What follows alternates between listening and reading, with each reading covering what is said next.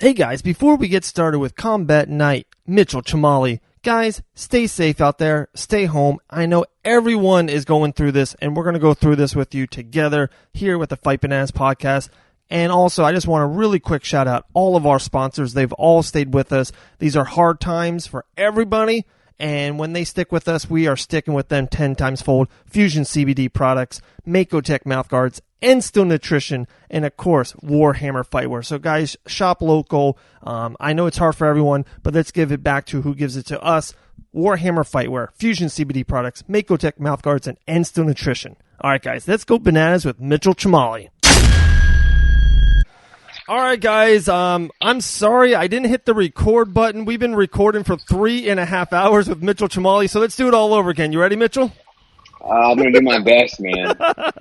Oh, my goodness. How are you doing tonight, brother? I'm doing good, man. How you doing? Doing great, man. Doing great. Yeah, first and foremost, how are you doing? How's the family, the coronavirus and the effects, nationwide, shutting everything down? So, how are you guys getting through this? Oh, man, we're actually doing pretty good. We're kind of in the middle area for all of this. I think we're in the gray area ourselves. We're not we don't think it's something just to laugh at and go party about, and we don't think that it is something that you should lock yourself in your closet about. So we're just kind of going about life as normal. We go to the grocery store. We don't like going to the grocery store anyway. So we go one time, we get everything we need, and, we hang out, go on little nature walks, and play outside, fill the pool up with water, and, we do what we do, man. How about yourself? How's the family? Man, we're doing really good. First and foremost, this with, newborn twins. We have both boys here, and life is super busy. The job, and then the podcast, and then just every life. And it's so funny. We talked about it. We go on a 6:00 walk for the last 10 days. It's been the best. All we can think of is this walk. It gets us through. It's the best thing ever. And it's like so funny. It's like all you think is a walk, but that's what really gets us going. And it's like you kind of lose these little things.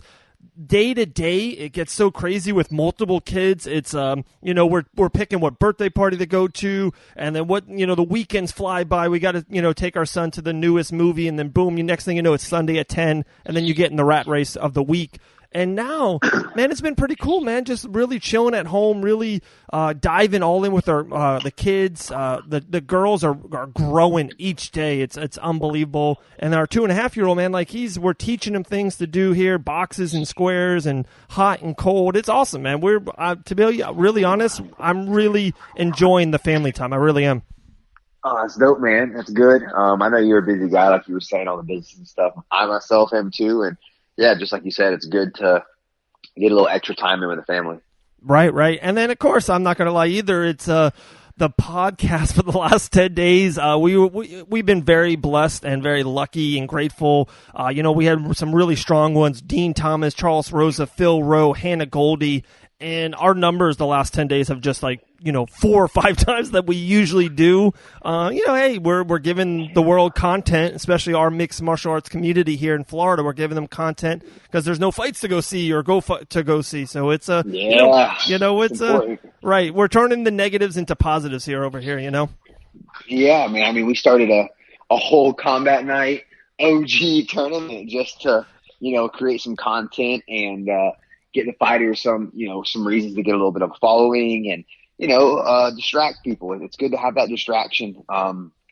All you see on the news is coronavirus, pandemic, freak you out, so it's good to have these little distractions with podcasts and things that we're familiar with, MMA and that kind of stuff. Oh, for sure. Of course, we Jacksonville, the whole Duval, we'll definitely get into that. But you just mentioned something that I definitely want to jump in with. This is Combat Night OG tournaments. For one, I love the idea, brilliant idea. You and I talked about us going on right now. We have the best UFC fight ever bracket. We started with 64. We're actually down to the Sweet 16. Same thing, just something to keep us going. A lot of people getting involved. Actually, more fighters are kind of putting in their input than I thought, which is awesome. I love it. I really do.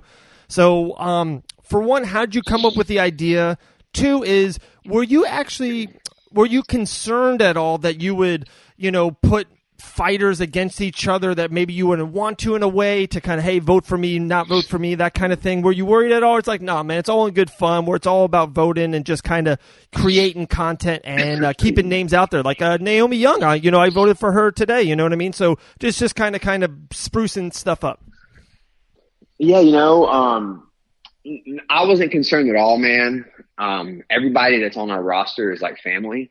All the fighters we work with and that, are with us. I mean, they're family. I mean, we put, I purposely put people like J-Mac versus Aaron Walker.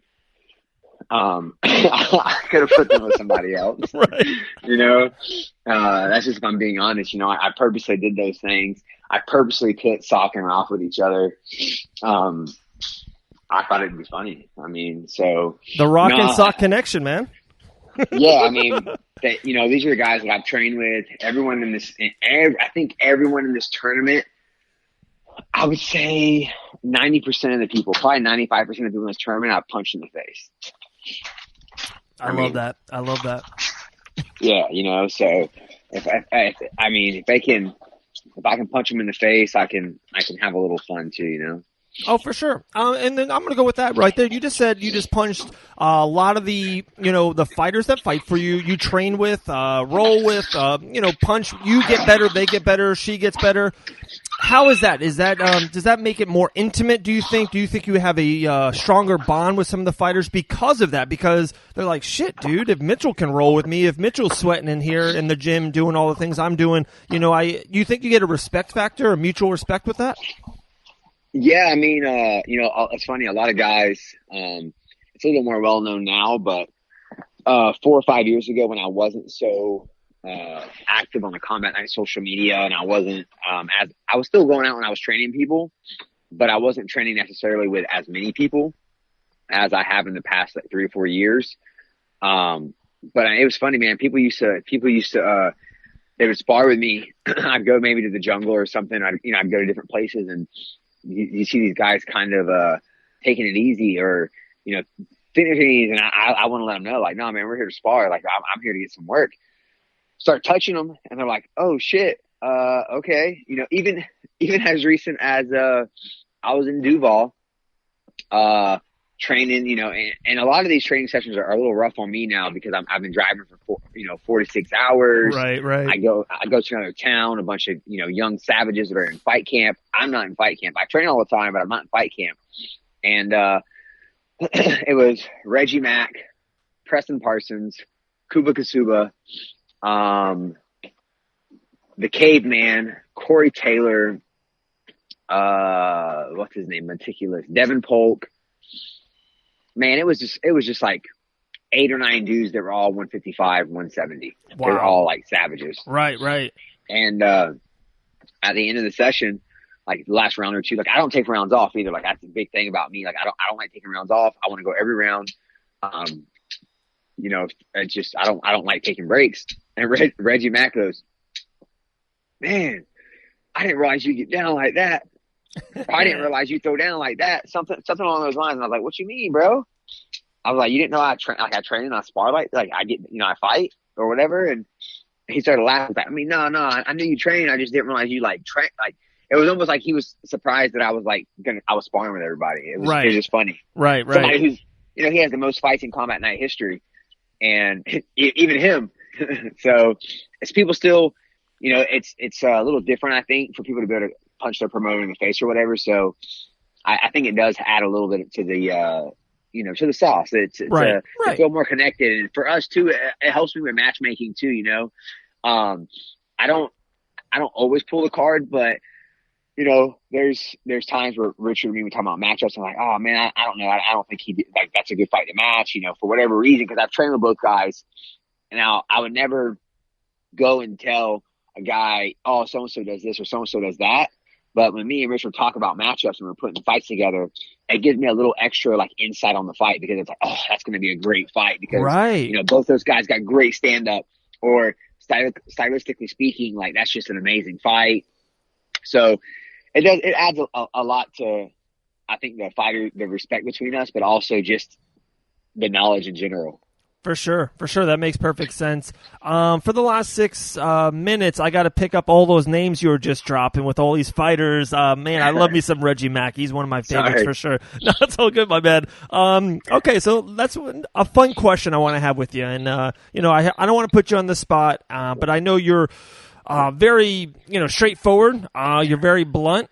And so I got kind of 2 questions with all your Combat Night fighters, right? If you put all these guys in a big circle. I know what you're going to ask me. For one, right now, if you had to say, it's 2020, we're in this Corona thing in April, and 2022, the UFC is main event in the ESPN's Plus show. What fighter underneath your Combat Night, umbrella that you would say, him or her, this person would be main event in Washington, D.C. in 2022. Who's that Who's that sauce? Who's that star? Maybe not the best fighter. Maybe it's not the 14-0 person, but maybe that sauce. Who's that, him or her? I think we've got a couple of fighters that have that. I think if we're talking main event, on the largest stage of the world, I don't think we're talking about the UFC. I think we got to jump over to one championship. Okay. Talk about Troy Worthen fighting for the main event for a world title and one championship. I don't think, they're literally billions of homes. I love the UFC. I love one championship. PFL. All these things are doing for the sport. But I think that what you just asked me is one championship. It's Troy Worthen fighting for a world title, and it might even be before 2022. Wow. Okay, how about someone that's fighting for Combat Night right now? Maybe this year, in the last 6 to 8 months, someone that's in the Combat Night roster who you think maybe 3 years from now will be a main eventer? For PFL, for Bellator. All right. There's going to be like 3 or 4, man, because we got so many markets, and it's hard to just pick one. For sure. Give it. Now, this isn't just talent, because I think talented fighters, I think we have probably like 10 to 15 that'll be up there and will be real successful. But as far as that it factor, I'm talking about people who have like a special thing, like they're really good on the mic, they're really good looking, or they're athletic, they're technical, they got the full package and some. A couple names pop out. One of those is Val Woodburn. Oh, Val. Love that. Yeah, man, he's Jamaican. He's got that. I wish he would use his Jamaican like dialogue, or I don't know if it's dialogue. I'm not sure if it's a language or it's a dialogue or what it is, but his Jamaican accent. Like, I wish he would go into and talk Jamaican more. It's awesome to hear him when he's on the mic, and he's a good looking kid too. He's in shape. Like, I think he could even go down maybe if they do that 175 weight class. I think 175 is a really good spot for him. Okay. I think he can make it. Right. But he's one. He's also really violent, man. He has this switch. He goes from being extremely charismatic and a smile on his face. Everyone, like, he's hugging people and he's like, just a big kid. And then he literally gets in that cage, and it's like from complete amazing charismatic to like violent. Right. Just killer. Right. And that's hard to do. And real quick, before the next person, I got like 2 Val Woodburn stories. One, right. I just had Phil Rowe on the podcast 5-7 days ago, and he goes, Dave, love me some Bubba Sheffield and Val Woodburn. We're talking about Val, and he goes, you know what? He's probably 3 out of 10, skill-like. And I'm like, really? And he goes, like, this is no disrespect. And he goes, I'll tell Val to his face, but he's so uber just talented, and his physical ability, he's so raw still. Like, he goes, Dave, give this kid 3 more years, he could be like untouchable. He could be like one of those Costa or like a Yoel, just like he will just mow through people when he gets all these new techniques, and he keeps on learning from Julian Williams and Phil Rowe and all the other people. That's true. That's not a lie about 3 out of 10. That's the truth. Right. So Phil threw that one. And then the second one is my personal Val Woodburn story. Probably 36 months ago, when I put this on the podcast, when I talked to Val, he was fighting Robert Brothers for the Undisputed Promotions Heavyweight Championship of the world. Yeah. And I'm 6 foot, 195 pounds. and and they're at weigh-ins, and me and Val start talking, and I look down. You know what I mean? It's like I guess a normal sized guy, and Val is fighting for the heavyweight championship, and I'm like looking down at Val, and it's like, wait, you're fighting for the heavyweight championship? He goes, yeah, I know I shouldn't be, but I'm here. I'm just getting, I'm learning. I'm kind of, and I was like, dude, ever since that, I was like, oh, I like this kid. Like he knew that's where he shouldn't be, but it's a learning process of what's really the future goals for him. You know what I mean? So yeah, I mean that's a like Phil said, 3 out of 10, and he's eager to learn. He's very humble. It's those things that really make him special. Another one would be Shelby Corin. She's just she's a really good looking girl. She's got a little bit of an attitude, but in a good way attitude. You know what I mean? Like, she's not afraid to tell her opponents how it's going to be. Right. She's constantly improving. She's very humble too. She always, she's trying to learn more and more and more and more. She's like put on some weight, which is good, because she was walking at first. She was like walking at 118, 115. So, if, and for females, the path to the top is a little bit quicker, especially if you're good looking. Right. And I was just going to say that, like, heavyweights and females, the UFC or other, big promotions are begging for, legitimate, skilled, with, microphone skills always help. A look always helps for sure. So, yep. With Shelby being a female, like, she could really make a really quick run, contender series, super quick, Invicta, and then boom, maybe to the big show. Yep. And literally in 12 months, it can be that quick for her. Yeah, especially for women. And again, I think she's a total package. And man, trying to think, top of my head, man, Costo has all the technique and talent, which is Shelby's boyfriend, but he's a little bit laid back and chill. And I know UFC likes people that are a little more flamboyant, like loud, and have a bigger personality. Right. And Ramon Tavares, he has a talent and a skill, and he has a good personality. He's charismatic. He's good on the mic. Yeah. Costo's good on the mic too. These young kids, man, it's surprising. It's almost shocking to see how good they are to like speaking. Right. Right. It's not often you find MMA fighters that can speak as well as a lot of these guys. Right. And everyone that you just said, Mitchell, have all been on the podcast before.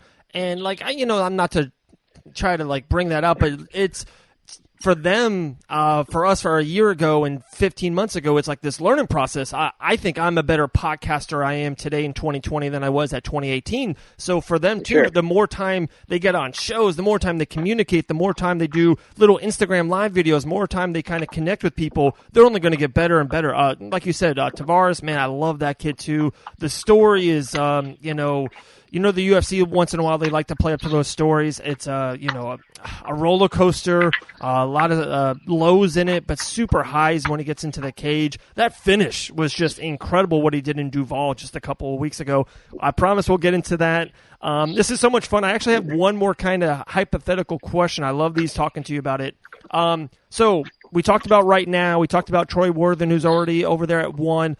How about, can you throw me a fighter maybe 2-3 years ago, and just say if we were having this podcast, 3 years ago, you would say like, Dave, this is the person that is like a can't miss prospect, can communicate. I love her inside and outside the Combat Duval, and you just know that, a savage in all terms necessary, but somehow it just didn't pan out. Maybe some stuff out of the game took them away. Maybe they just got around the wrong team or management, if I can say. Can you throw out a person or two that just you thought that would easily be UFC bound or one bound or championship bound that just never really panned out? Man, a person or two, I could probably tell you 20 people like that. Shit.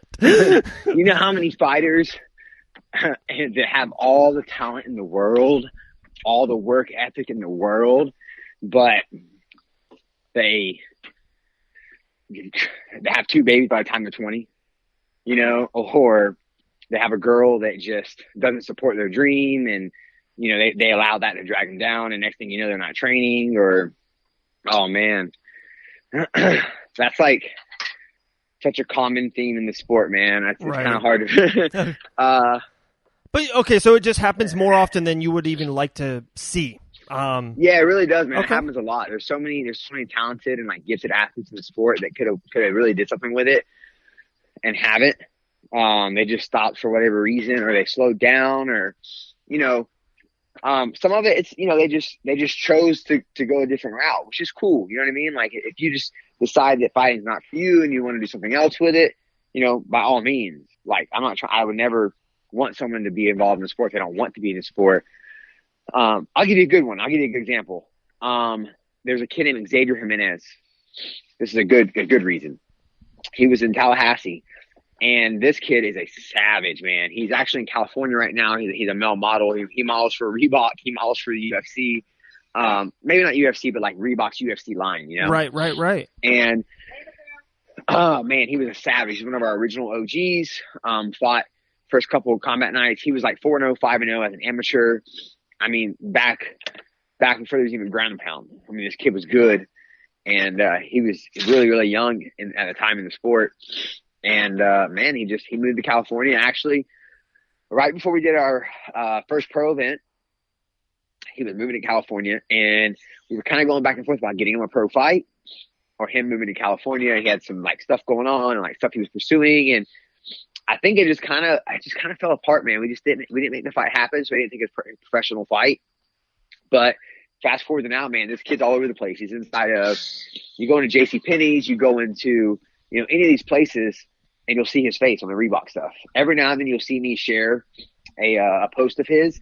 So, and that, it's not really a bad thing that he, isn't fighting anymore. But he was a kid that we thought, me and Josh both, he just had it. He had that it factor. He could speak well. He was a good looking kid. His name was Xavier Jimenez, and we called him X. And he always came out to X gonna give it to you. Yeah. Man, you talk about a room getting electrified by this kid's walkout. It was just awesome, man. Like, yeah, he had the whole thing. He had a big fan following. He knew how to promote himself, which is probably why he's a successful model. He understands how important that self-image is and being professional. But yeah, there's a good example for you. I'll use a good example. That's a kid that would have definitely made it. He would be in the UFC right now, won championship with Troy. He'd be in one of the major organizations. Wow, that's awesome, man. That's a great story. And then it's so funny, you always share like those male models. I just thought that was your thing. You like to share that on your IG stories. I didn't know it was like a one of your old fighters. Come on. Oh my gosh, guys. I'm good looking, but I ain't that good looking, baby. Oh man, we're talking with Mitchell Chamale, CEO Combat Night. Okay, let's get into it. There's two major talking points I want to get into. One, the Apprentice, and then of course this talked about this Duval show. You said it 10 times on all your social media platforms, and I know like a lot of people were filming stuff, and you said it over and over again. It's one of my favorite lines in the English dictionary about how the captain goes down with the effing ship. My man, like it's been 2-3 weeks. Put a bow on everything that happened. A roller coaster ride. Is there a story that you haven't told yet that the public hasn't seen? Was there a 2 a.m. phone call? Was there something? Was there a moment you're like, shit, this show is not happening. It's not going to happen. I'm going to try my hardest, but deep down I know it's not going to happen. And then it flipped. Just put a bow on Combat Night Duval. Story that man, there's so many. Honestly, it's really crazy. How many things happened in that final week, and kind of how that mantra. I don't even know how it popped in my head, man. Like I was literally, I was waking up super early. I was going to bed super late because I was up late. Like honestly, between reading pandemic literature and reading about coronavirus and trying to figure out, man, when are they going to make this new? I saw in California they just did this. Stuff's happening in California, 4 to 5 days before it happens here, and trying to figure out the timing of stuff, and then conversations with everybody from the venue to local authorities to the state to other promoters to you name it. There were so many good stories, but I one that maybe hasn't been told is the Sunday before the event. I was at Pete Zachary's house. having a little barbecue, and Julian was there, Phil was there, everyone's there, and the state calls me. I mean, the state doesn't get paid to work on a Sunday. Right. That's the story right there.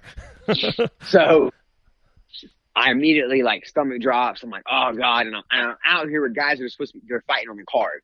You know, I'm like, oh, this is going to be horrible. How do I stay at this party after like I take this phone call? Like, do I take it? Do I not take it? Well, I'm one of these guys that I don't want to think about it. I just want to hear what's going on, you know? So I'm like, oh, fuck it. I'll take it. So I take the call, and it's Patrick, the executive director. And he's like, hey, just want to let you know, I'm meeting with the governor's office tomorrow at 11 a.m. And it's going to basically, you know, it's going to tell us if we can have your event or we cannot have your event, whatever. I wanted to go ahead and give you a heads up. They've already informed me that if you can't have your event, you won't be allowed to have more than 250 people there. Like, that's for sure a thing, right? This is the week before. This is, you know, social distancing is happening. But they tell me that I'll for sure be limited to 250 people. Another promotion, I got told the same thing. They ended up deciding to pull the plug. And I talked to him for like a good 20 minutes. Like, God, it's like, man, it's just not doable. Here's why. Blah, blah, blah. I was like, oh, man. And like, I was trying to convince him to still do his show. And in a weird way, at the same time, I was like trying to tell myself that it was going to be okay, and I was still going to be able to have my show. Right, like, right. At this point, they're having there was like a boxing promotion or two that still had a show pending, and there was like 2 MMA shows that were pending. So I was like, I'm talking to this other guy. And, Patrick told me, sorry, like all the other promotions canceled. Like, they went ahead and canceled. And I was like, no, all of them? And he's like, yeah, you're the only one left. And goodness, that, it just made me feel weird, like, you know, weird. So I call the other guy that I know, and I had a conversation with him, and he's like, no, I don't, you know, it's not going to be doable, man. And they're saying it's probably going to be no fans in the stands by the time the weekend hits. And he was like, and then I just drug everyone along for an extra week and then cancel it. And I was like, I got you. So that night, I slept 1 hour, literally an hour. I was up till like 4 a.m. I laid in bed at like 4 a.m. I lay down, and I'm like, all right, man, just you got to go to sleep. Right. Every 15 minutes, I'm looking at my clock. The last time I looked at my clock, it was like 4:50, 4:45, and then 6 o'clock, I'm up, waiting for this call from Patrick, and he called me, and he's like, man, I got bad news. And I was like, oh, shit, here we go. Like, I'm on no sleep. I feel sick to my stomach. And now Patrick's about to tell me bad news. Yeah. And I was like, well, all right, what's up, bro? He's like, you can have the event, but you can't have any fans in the stand. And I was like, Patrick, you son of a... I said, man, what's bad about that, bro? And he's like, what? And I'm like, what's bad about that, bro? I was like, the governor's office just agreed to let us have our event. I was like, man, don't call me, scaring me with that kind of shit again. And he was like, whoa. He's like, are you for real? And I was like, yeah, well, what do you mean am I for real? And he was like, I thought you'd want to cancel. And I was like, no, bro, I told you, like, I'm good as long as we're legally allowed to have the event. And there's the sound of Patrick's voice just cracked me up. It was like he couldn't believe that It wasn't bad news. But it was, honestly, at that time, it wasn't bad news to me. It wasn't. It was just like when he said it was bad news in my head, it was like, oh, I got to cancel the event. I got to tell these, 40 people that were relying on me for paychecks and to perform and all these other things. Like, I got to tell them all that I couldn't like hold my end of the bargain. I couldn't keep the flame alive. But anyways, yeah, that's a good one that got me. Wow. 24 hours of just freaking out, but there might not ever be anything like this again. Like, it's so crazy from afar. And I think I talked to you 2 or 3 times. And it was your birthday, too, that week, right? Coming up to the show. I think Thursday, yeah. I think was my birthday. I think I texted you happy birthday. And then, I think I talked to you a couple of days out. And then I remember doing literally a podcast. My work canceled on a Thursday or Friday. And I was just by myself. So I go to the studio and I'm just shooting the shit. And, I'm talking about UFC 249, 2 weeks ago, and I'm like, man, Dana says it's going to happen, blah, blah. And then at the end, I'm like, dude, guys, support Combat Night. Like, this is it this weekend. You guys are throwing up the pay-per-view link everywhere. And this is really right before ESPN took it and all that. And I was like, this is insane. Like, this will never, literally a pandemic, now, to think about that in a weird way on April 5th, to think about 4 weeks ago, you guys were running an MMA event right now. It's earth shattering, that you guys did it. It's a huge, feather in your cap. It's insane. You just have that, on your gravestone. It's Mitchell Chamale, husband, a great father. He ran the event during the coronavirus. That's in there, man. That's in the Wikipedia for you. It's just what a killer, insane job, my man. Just kudos to you, your whole team, and I know one thing you always do, and I love that, respect this so much about you. Anytime anyone gives you a compliment, you're like, no, Richard and Ramsey, and there's 22 other people that no one knows their name. Everyone's grinding back here. You always, push away compliments to give everyone else that love too. It's good, man. It's real good. Yeah. I have a good team, man, and I had a lot of people that trusted in me for that one. So right. While it was definitely the being held up by the support of all those people between the fighters, even the fans were great during that time. They were all very understanding, and so yeah, great team, great fighters, great fans. We love it. Hell yeah. So hopefully that leads to this. Probably the last 5-6 days picked up a ton of steam, all your social media platforms, and a ton of your fighters, a ton of your friends and family have been all on this for you and pushing this for you, is the Apprentice show for one. And, you and I talked a couple times about this off air. This is just tailor-made for you. Some things, I don't know. Someone says, hey, Dave, you can talk into a microphone and have decent hair. I'm like, yes, I was made for this. This is me. That's you, brother. This is all for you. How important is this to you? Do you feel the same thing that, yes, I am groomed for this. The last decade of my life has been for this. What's your 2 cents on everything that's happening right now with the Apprentice show? It's funny. I guess they made the announcement about the show on February 21st or something. I had an event February 22nd, obviously weigh-ins 21st. Then we had one on the 28th. Then we had the March 21st event and the pandemic. And I was just, super tunnel vision focused on, Combat Night. I'm the worst MMA fan outside of Combat Night and people associated with Combat Night. Even for the UFC, people will ask me about a fighter and I'm like, who? I'm like, let me go Google this person's name, But this particular thing here, the Apprentice, I feel like it's something that is tailor made for me. I'm not, to be honest with you, it's not really, I'm not big on the money side of it. It's a big, prize you win if you win the thing and you get to work with Chatri for a year in Singapore. For me, if this is just an internship and I got to work with a guy like that, I feel like he has a lot of the holes filled that I would need to bring Combat Night to the next level. And I think that being able to work hand in hand with him, I'd learn a lot. And I don't even think that me winning the show per se is something that would have to happen. I just think working with Chatri and him seeing the way I am, I think we have a lot of similarities when it comes to business and how we feel about martial arts. And I think it would open up a lot of doors for those around me. I don't think it would open up doors for myself as well. I do. I believe it opened up doors for me, my family, the combat crew, and the fighters. So it's not, for me, it's I want to do that for a lot of people. I want to be a part of that for a lot of reasons. And yeah, when they're talking about the toughest physical challenges that Apprentice has ever had, I'm not a fan of reality TV at all. Right. I don't think Chatri's a guy that's going to be involved with something that's going to have fake arguments and fake, he's a very real person and his morals and beliefs are very a true martial artist, honor, respect, integrity, that kind of stuff. So I don't think that it would be that type of show. So that kind of excites me too. And then, yeah, the physical challenges, I train every day with these savages.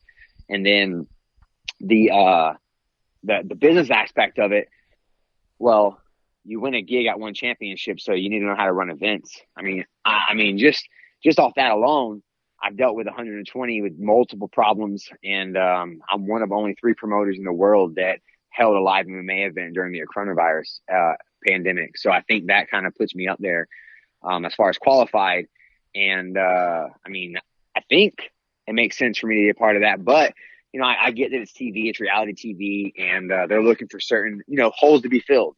So I just hope that I'm one of those holes that they see and they're like, oh yeah, we need this. We need an American that runs events.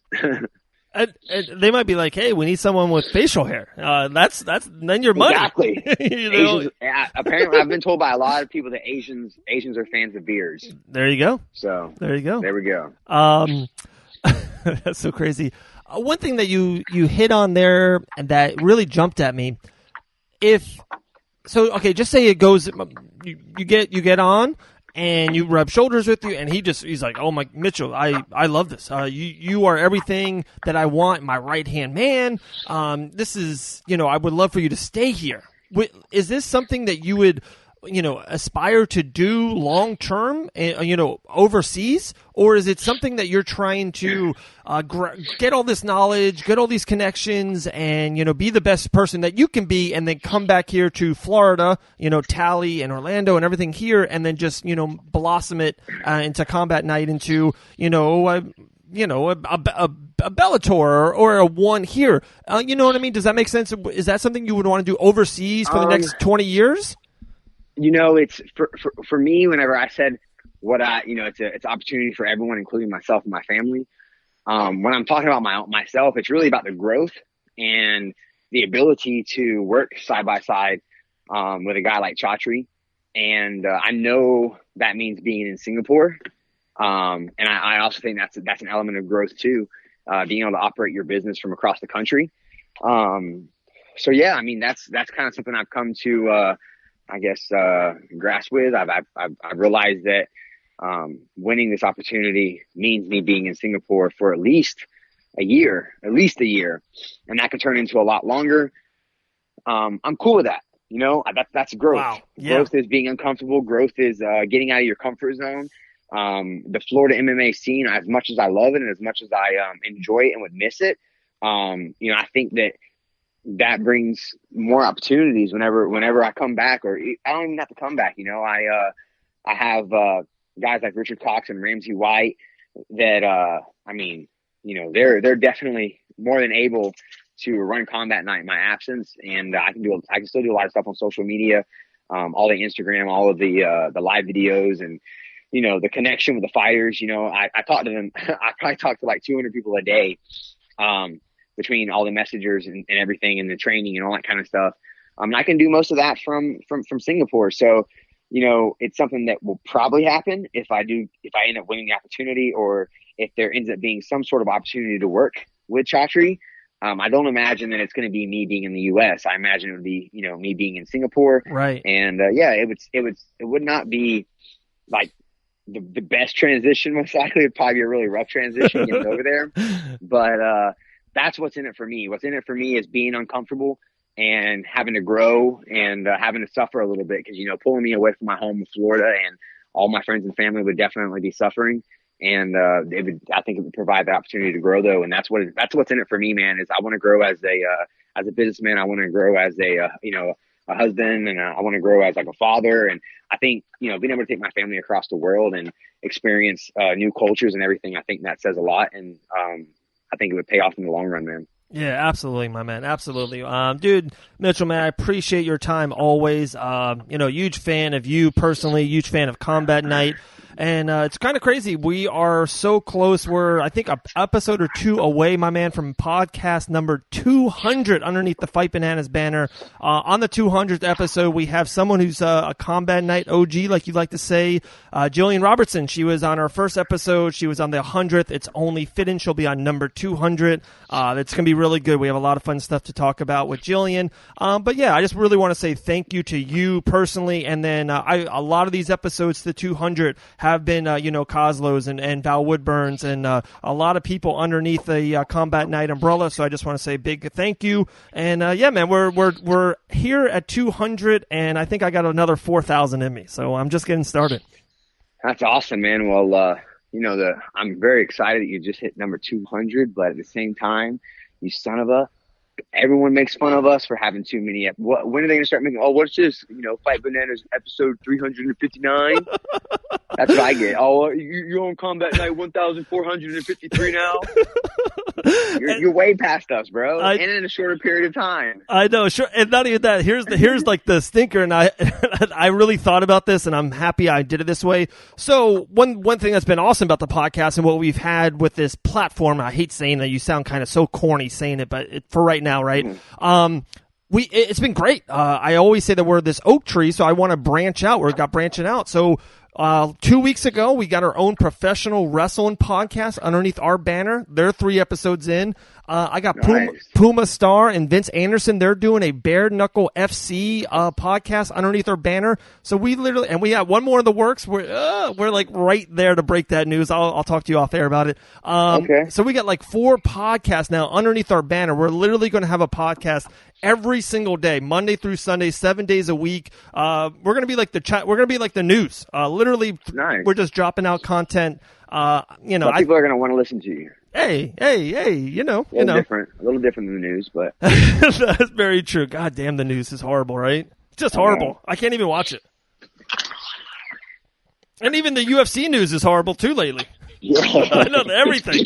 But my main man, Mitchell, man, so much. Thank you for coming on. Crazy. So 2020, hopefully everything picks up for everyone and we get through this. Hopefully we talk to you after when does the Apprentice, when would you know that you made it, or when does that time frame? No, I have no idea. Okay. He did a live video last night to answer questions about The Apprentice, and he did an expert job at avoiding giving actual days or times of whenever that would be. And I think 3 people asked the same question, and he answered it different every single time and managed to avoid. That's a genius. That's a genius. You never put yourself in a corner. You just, when it happens, it happens. Yeah. He also mentioned that he would like to see GSP on the show. Mm. And that's the first name or video or person that I've heard affiliated with this where I was like, damn, that'd be a pretty tough dude to compete against. Everyone else I've been like, nah, I'm good. No facial hair though. I think you got him. I definitely got him, bro. I definitely got him. I'm not worried about him. Oh man. Well, Mitchell, stay home, stay safe. Say hi to the family for us, and sure. We'll talk to you very soon, man. Appreciate your time. Hey, have a good one, man. All right, brother. Bye. See you. All right, guys, there we go. That was Mitchell Chamale, the CEO of Combat Night. He's just doing major moves right now. The Apprentice show, the Duval show, and all the shows he had, but everything's on a pause.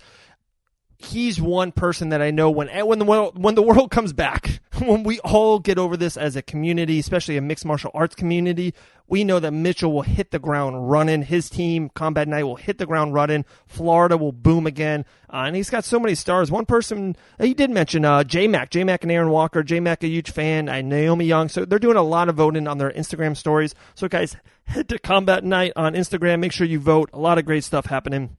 So, we're going to run, guys. It was a great show with Mitchell Chamale. Great talk, over 40 minutes of just great stories, his future, and that Duval thing was just a roller coaster. So, big ups to everyone involved there at Combat Night. Just a fantastic job. Woodburn got a win. Coslow with a win. The Ramon the Savage with that leg kick to the body, just insane. Just monsters there underneath that umbrella. So, big ups to all you guys out there. All right, we're running. Make sure you download and subscribe. iHeartRadio, Apple Podcasts, and, of course, YouTube. Subscribe to the YouTube channel right now. Pause it. Okay, did you guys do it? Wait. 2 more seconds. Okay. All right, now you subscribe. Thank you. Subscribe to our YouTube channel. Our podcast number 200 is coming with Jillian the Savage Robertson. We are so excited for that. And, guys, have a good day. Stay home and stay safe.